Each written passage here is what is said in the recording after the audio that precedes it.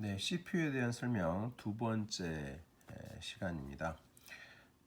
CPU에 대한 설명을 하기 전에 메모리에 대해서 언급을 하려고 합니다. 메모리와 CPU 뭐 이렇게 생각을 하셔도 될 것 같고요. 그 전에 메모리에 대한 개념들에 대해서 정리를 한번 해야 될 것 같습니다.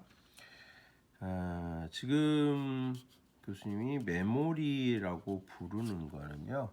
굳이 여러분들이 앞에서 배웠었던 어떤 과정들을 통해서 익혔던 걸로 하면 우리말로 주기억 장치 뭐 이렇게 얘기를 할 수 있는 부분이 되겠습니다. 주기억 장치 하면 또 이제 여러분들 기억할 수 있는 게 보조기억 장치 이런 말이 따라 나오잖아요. 그러면 주기억 장치와 보조기억 장치의 차이는 뭐야? 라고 하면 그 이제 했을 때 그 차이부터 이제 구분을 하실 수가 있어야 되죠. 주기억 장치는 우리가 실제 일상에 빗대어서 한번 얘기를 해보면요, 이런 게 될 것 같아요. 여러분들이 어떤 작업을 하기 위해서, 여러분들 학생이니까 공부를 한다고 봐야 되겠죠. 만약 목수 아저씨라고 하면요, 목수 아저씨 같으면은 이거를 뭐 이렇게 나무를 이렇게 대패질하는 탁자, 내지 작업대 뭐 이런 게 톱질하는 작업대 이런 게 될 수도 있어요. 근데 여러분들은 책상이라고 얘기를 해볼게요. 그러니까 여러분들이 공부를 하기 위해서는 책상에 책을 펼쳐놓게 되겠죠. 물론 저는 책상을 안 쓰고 밥상을 씁니다. 이런 경우도 있을 텐데요. 그때 밥상은 책상의 역할을 하는 거니까요. 책상이라고 생각하시면 될 것 같아요. 이 책상에서 책을 보고 노트를 올려놓고 공부를 합니다. 일을 하는 거죠. 그리고요, 보던 책을 여기에 쌓아둘 수도 있지요. 왜? 지금 당장은 안 본단 말이에요. 지금은 당장 내일 시험이 없어요. 그래서 여기다가 쌓아놓을 수도 있어요. 책을요. 그렇죠? 잘 못 그리겠는데 여기 책 쌓여 있다고 가정을 하겠습니다. 자, 근데요, 우리가 책상에 이렇게 책을 보다가 책을 쌓아놓다가 이렇게 하면 공간이 되게 좁아져서요. 얘네들을 어떻게 합니까? 네, 옆에 있는 책꽂이 내지는 책장이라고 할게요. 책상 위에 있는 책꽂이가 될 수도 있고요. 그냥 확실하게 구분하기 위해서 책장이라고 얘기를 하겠습니다. 책상 옆에 있는 책장에다가 책들을 꽂아 놓게 돼요. 이 책들은 지금 당장 보지 않는 것들이죠. 지금 보지 않는 책들은 우리 어디에 둬요? 책장에 넣어두게 돼요. 필요하면 어떻게 합니까? 책장으로부터 책상으로 옮겨온대요. 책장에 들어가서 공부한다는 사람 없죠. 책장에 있는 책을 이렇게 덮여져서 펴볼 수도 없는 책을 보면서 공부한다는 건 말이 안 되잖아요. 그래서 책장에 있는 책을 보고 싶을 때는 책상으로 가지고 옵니다. 책상이 너무 많이 쌓였어요. 책이 너무 많이 쌓여서 책상이 좁아요. 그럼 어떻게 합니까? 책장으로 가져다 놓게 돼요. 네, 이렇게 생각하시면 되겠습니다. 자, 다시 지금 무슨 얘기하다가 이 얘기했죠? 메모리를 구분합시다 라는 얘기하면서 이렇게 얘기하게 된 거고요. 주기억 장치는 책상으로 생각하세요 라는 얘기를 지금 하고 있는 거고요. 보조기억 장치는 책장으로 생각하세요. 책을 넣어두는 장으로, 책의 창고라고 생각하시면 됩니다. 이런 얘기를 지금 하고 있는 거예요. 자, 그래서 이거를 굳이 얘기를 하자면 어떻게 되냐면, 주기억 장치, 책상은 뭡니까? 우리가 어떤 일을 하는 작업 공간이 되는 겁니다. 그죠? 실제 작업 공간, 작업이 일어나는 공간이 되는 거고요. 그 다음에 작업이 일어나지 않는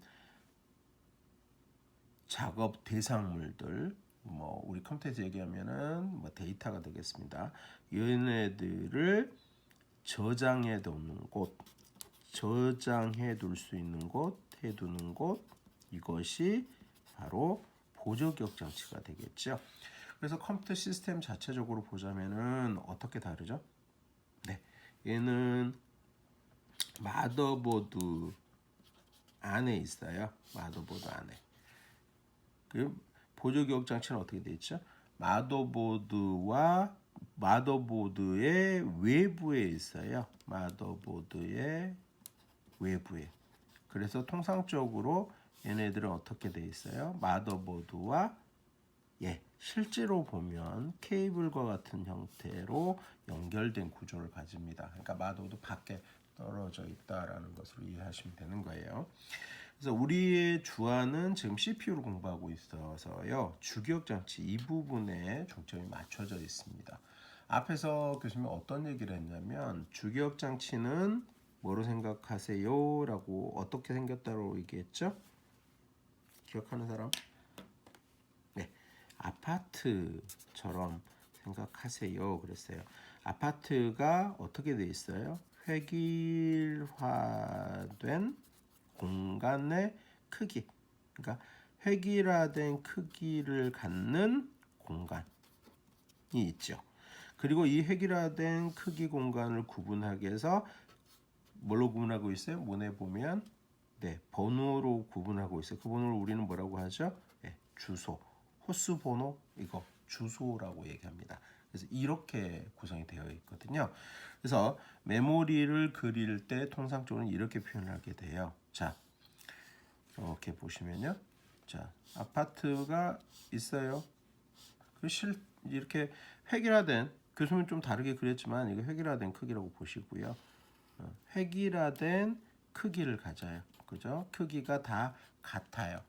그 다음에 여기서부터 뭐 번호를 0번부터 컴퓨터 시스템에서는 이제 0번부터 붙이면 되겠죠. 근데 이제 중간에 있다고 볼게요. 여기 101번째예요. 다음 집은요. 102번째예요. 그 다음 집은요. 103번째예요. 104번째예요. 105번째예요. 106번째예요. 이렇게 되는 거예요. 그러면은 아파트 획일화된 아파트라고 했는데 그러면 아파트에는 다른 동도 있잖아요. 예, 컴퓨터 시스템에서 똑같이 나타나죠. 다른 동도 있어요. 근데 번호를 우리 이렇게 붙이잖아요. 실제 세상에서는 여기 만약에 101동이다. 그럼 101동 101번지 여기는 102동 101번지 이렇게 가잖아요. 개념적으로는 같은 개념입니다만 컴퓨터 시스템에서는 이제 여기 106번지 끝났어요. 그러면 다음 블락에서 107번지, 108번지 쭉 이렇게 이어가게 돼요. 그렇게 해서 번지수, 이 주소를 붙이게 됩니다. 다른 말로 번지수라고 하죠. 번지수를 붙이게 돼요. 그래서 다른 식으로 얘기하면 내가 가진 컴퓨터 시스템이 여러분들은 아마 대충 알고 있을 거예요. 뭐 요즘에는 뭐 일반적으로 최소 뭐 한 4GB에서 그 다음에 8GB까지 메모리를 가지고 있는데요. 이런 얘기가 되는 거예요. 내 컴퓨터 시스템이 만약에 4GB다 라고 한다는 얘기는 무슨 뜻이냐면요. 여러분들 메모리의 크기 공간, 이 공간은 통상 컴퓨터 시스템에서는요. 8비트입니다. 실제로 8비트예요. 8비트라는 말은 쉽게 생각해서 8평 아파트를 가지고 있어요. 이렇게 생각하시면 될 것 같아요. 그래서 여러분들이 표현한 4GB 그럼 요게 바로 획일한 크기 공간을 의미해요. 8비트는 1바이트죠. 바이트가 되는 거고요.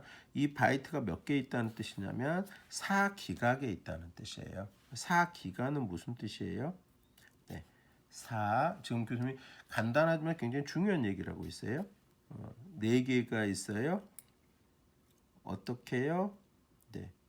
킬로 곱하기 다시 킬로를 곱하면 메가라는 단위가 되고요. 킬로를 다시 곱하면 기가라는 단위가 되거든요. 그래서 요만큼 있어요라는 뜻이에요. 킬로는 뭔데요?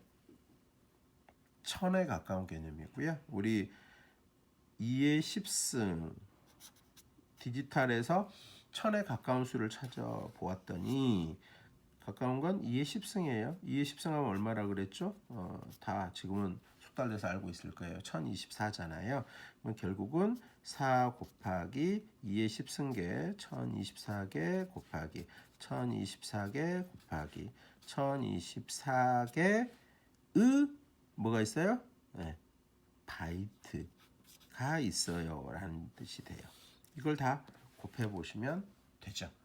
그러니까 4 곱하기 2의 30승계 바이트가 내 컴퓨터 시스템에 있어요 라는 얘기가 되는 겁니다. 8GB면 네, 2의 8 곱하기 2의 30승 바이트계가 30승 개의 바이트 공간이 내 컴퓨터 시스템에 있어요 라는 얘기가 돼요.